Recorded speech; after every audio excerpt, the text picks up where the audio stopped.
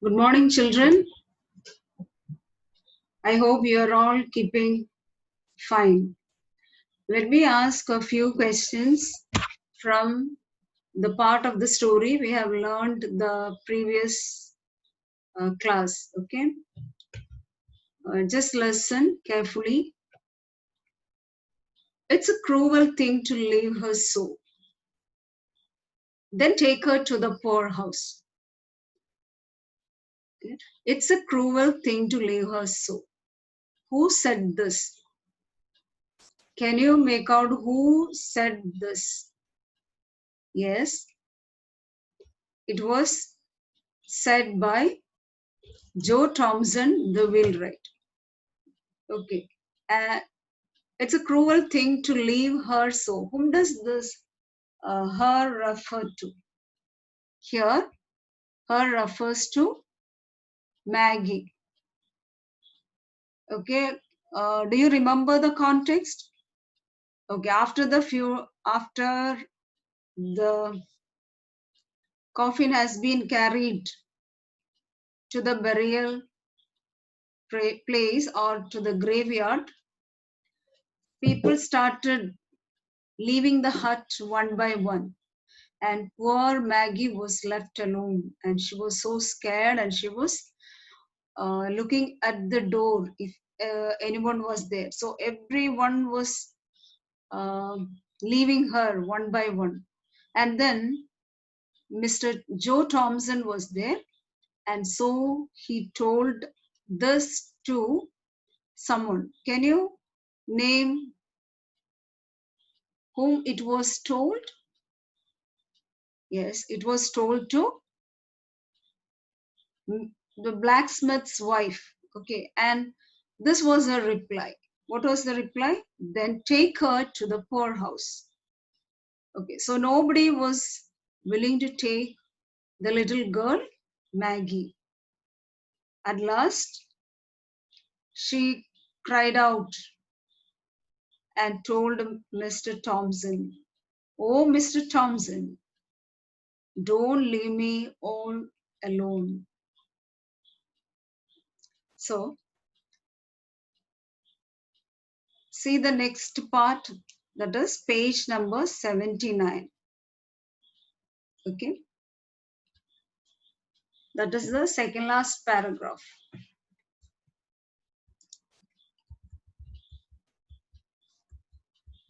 Though rough in exterior, Joe Thompson, the wheelwright, had a heart, and it was very tender in some places.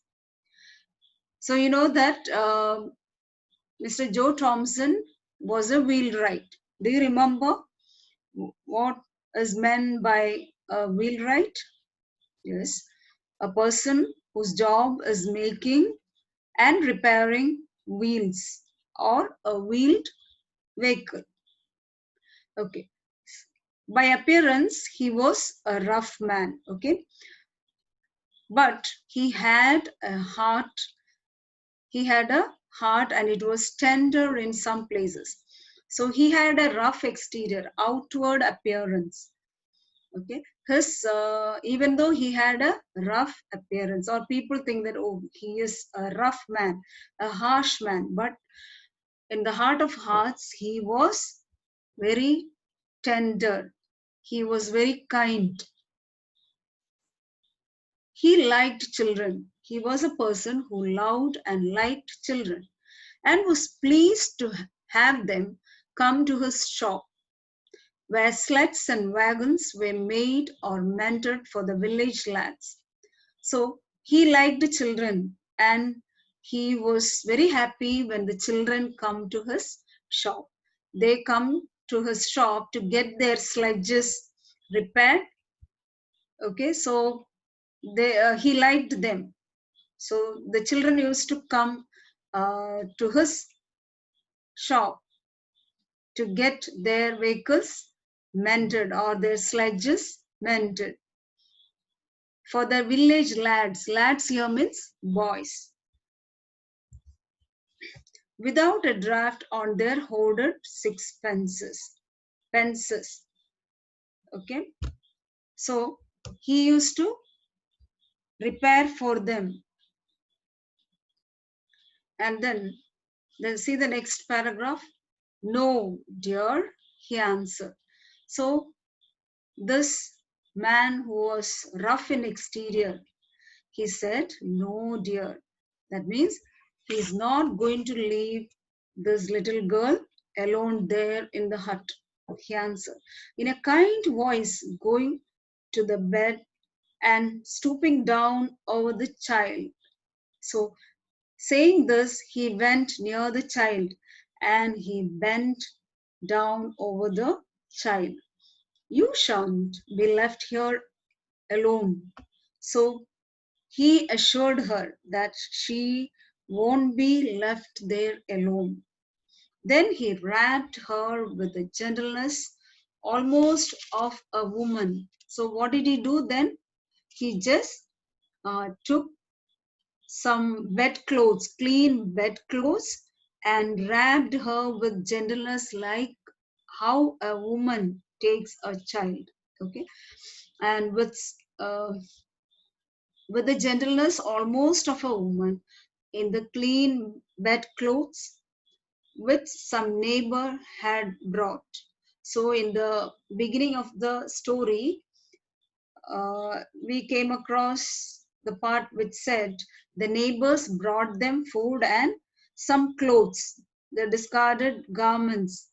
So all these clothes were there, and so he wrapped this little girl with clean bed clothes and lifting her in his strong arms bore her out into the air. Then he lifted her in his arms and carried her out of the hut and across the field that lay between the hovel and his home.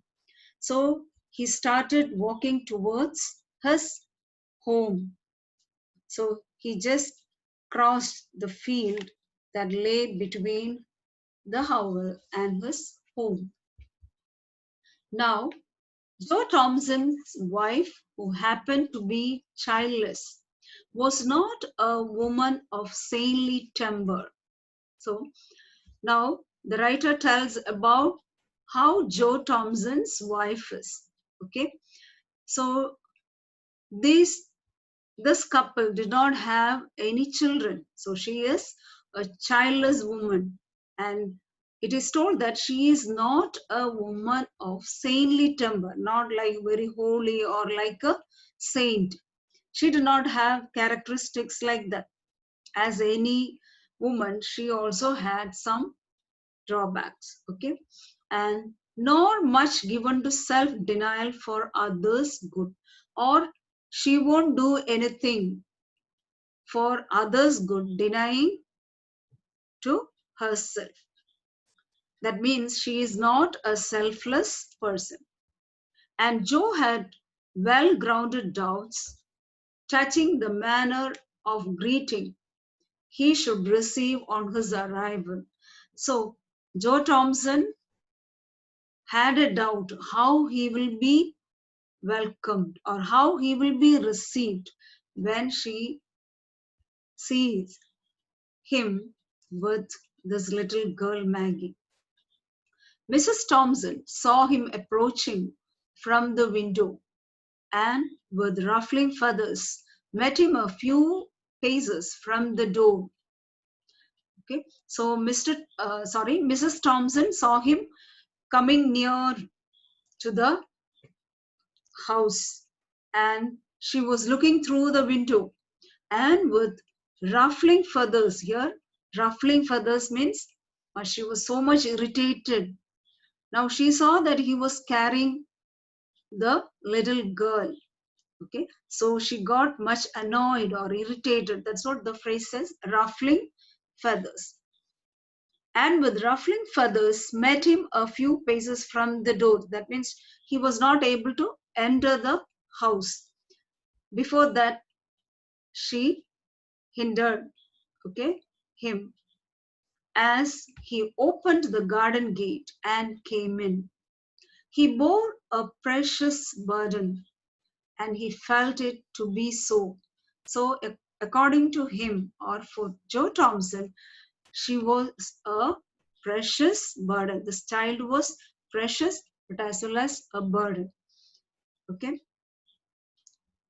As his arms held the sick child to his breast, a spear of tenderness went out from her.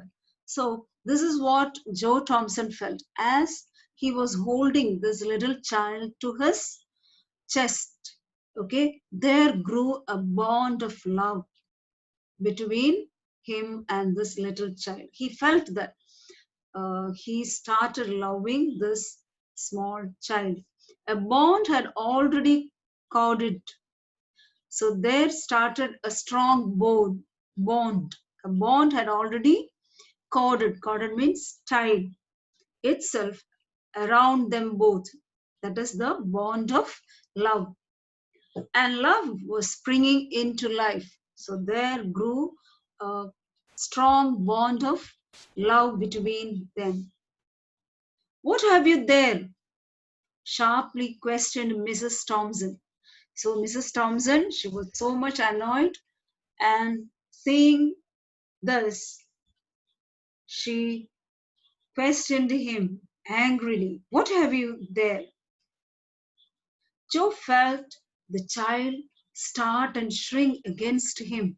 So Joe Thompson could feel that this little girl, hearing this loud voice of Mrs. Thompson, she shrank towards his chest. This little girl was scared. He did not reply. So Joe Thompson did not say anything in reply, except by a look that was pleading and cautionary. That said. So instead of telling her anything, he just looked at her, giving some hints, okay, please, like pleading and cautionary, so that she won't say anything. So otherwise, this child will be very sad and she'll be afraid. So, in his look, all this was there, pleading and cautionary. That said, wait a moment for explanation and be gentle.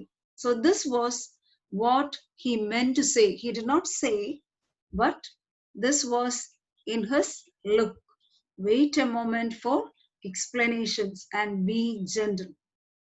And passing in, he came inside the house, carried Maggie to the small chamber on the first floor. He carried this little girl to the chamber on the first floor and laid her on a bed.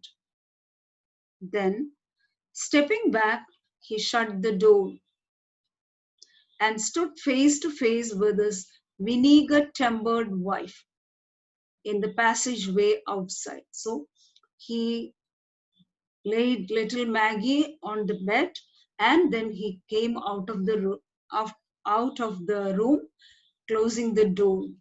And then he stood face to face with his wife. And what kind of a wife? Okay, see that phrase, vinegar tempered. So vinegar tempered means is annoyed, irritated, angry. You haven't brought home that sick brat. Anger and astonishment were in the tones of Mrs. Joe Thompson. Her face was in flame. So she was very angry and she asked, hey, you haven't brought home that sick brat, right? That means, did you bring that child here? Brat here means a naughty one, a naughty child, mischievous. Okay. And she asked this with full of anger and also with astonishment. Her face was in flame. Flame means anger. I think women's hearts are sometimes very hard, said Joe. So Joe remarked like this. Sometimes, usually, we say that women's hearts are very tender and they are kind to the children. But here, Joe Thompson says that sometimes women's hearts are very hard, said Joe. Usually, Joe Thompson got out of his wife's way or or kept rigidly silent and non-combative when she fired up on any subject. So this is how he was in the house when Mrs. Joe Thompson told something angrily, or this is how he got rid of a quarrel in the house. Okay, when when Mrs.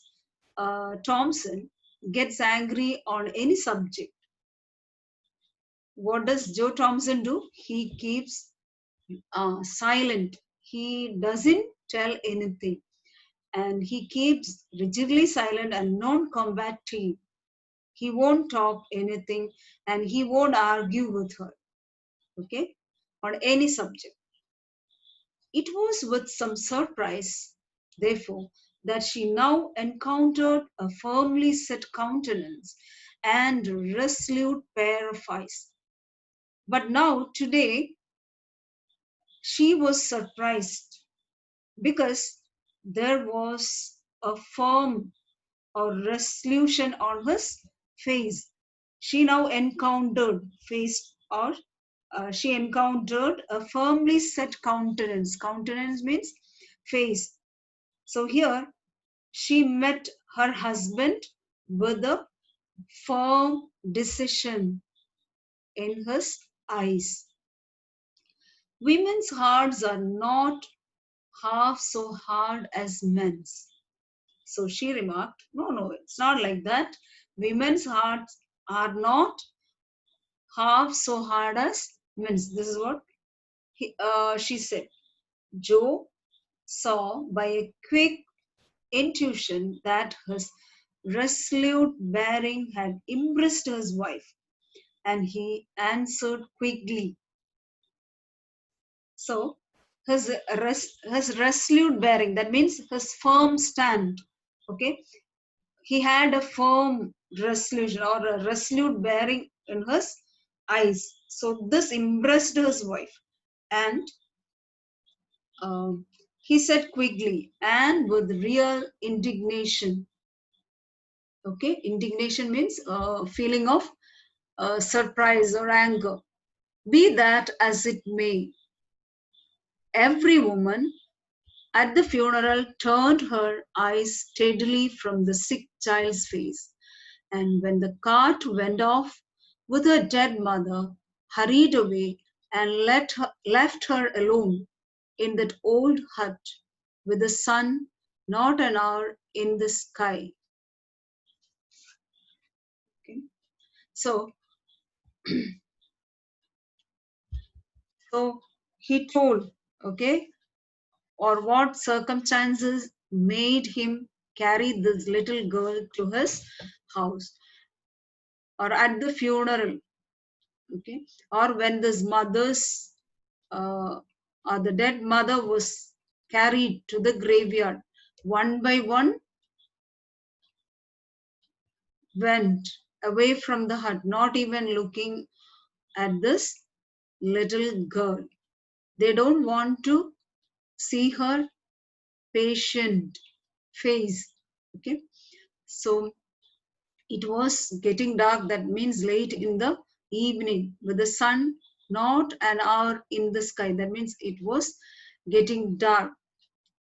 Okay, it was evening.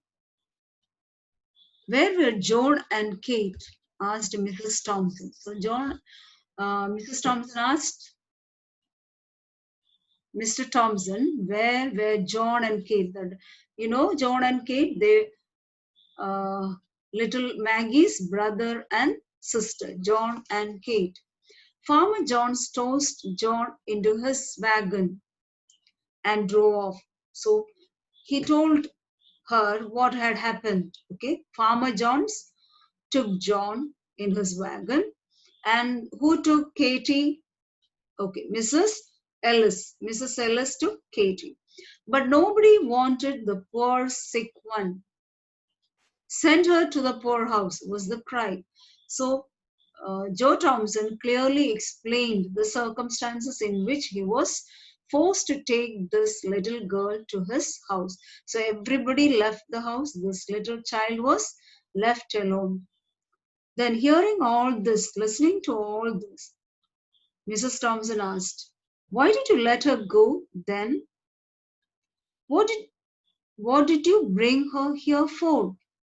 So she asked, "Okay, then why didn't you let her go then?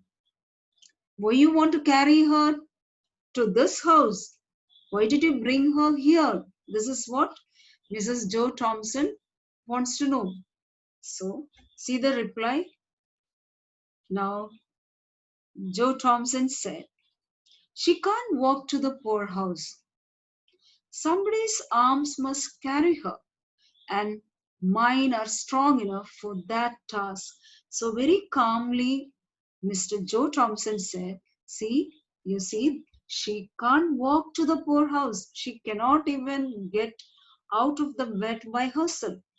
So, she won't be able to walk to the poorhouse. So, somebody has to carry this little girl to the poorhouse." And so he said, "Mine are strong. See, my hands are strong enough to carry this little girl to the poorhouse." "Then why did you keep on? Why did you stop here?" demanded the wife. So again, Mrs. Joe Thompson shouted at him, "Then why did you bring her here? Why did you stop here? Why did you take her to the poorhouse?"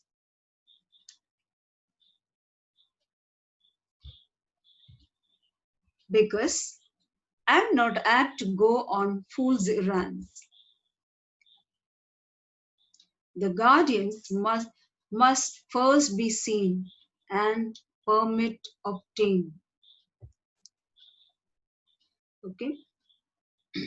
So he said, "I am not a person, okay, to go on fool's errands." That means a task that has no hope of being done, because he cannot take this girl or little girl straight to the uh, poorhouse, because before that he has to get the permission from the people concerned. Okay, the guardians, those were the people, that is the guardians. He has to get the permission from the guardians, then only he'll be able to uh, take this girl to the poorhouse. So that's why he said like that, "I'm not apt to go on fool's errands." There was no gainsaying this. So there was no dispute.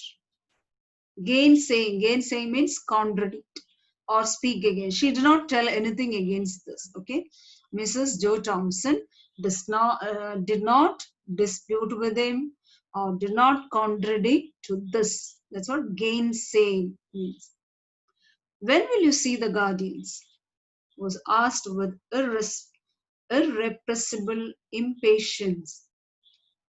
So she cannot control this. Okay, she cannot repress means something that we can keep control or keep something under control. So she was with irrepressible impatience, full of impatience. So she asked, "When are you going to see the guardians?" And he said, "Tomorrow."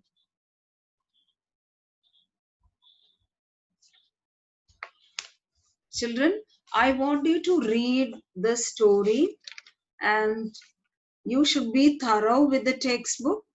Okay, and usually I used to say I give 3 or 4 extract question answers, then ask the students to write the answers by themselves. Okay, so you have to do, I may give you 3 or 4 extracts in the workbook, and then you have to read the textbook thoroughly and write the question answers. Okay, so let me ask a few questions from this passage.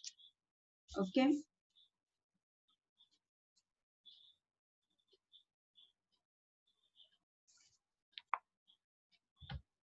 So, whom did Mrs. Thompson see approaching? What precious burden was he carrying? Okay. So, Mrs. Thompson saw her husband, that is Mr. Joe Thompson, approaching, and he was carrying Maggie in his hands. So, why was it considered a precious burden? The moment Joe took her in his own hands, he felt as if love had sprung into his life, or there was a strong bond of love between him and this little child.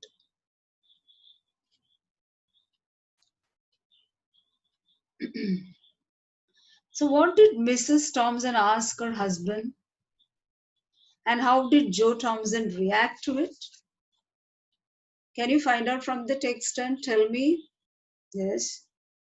Seeing the child in her husband's arms, Mrs. Joe Thompson sharply questioned. What did she ask? What have you there? And did Joe Thompson reply? No, he did not reply immediately. But he pleaded and cautioned his wife with his looks that asked her to be gentle. Okay, children, please read the textbook thoroughly. We'll see in the next class.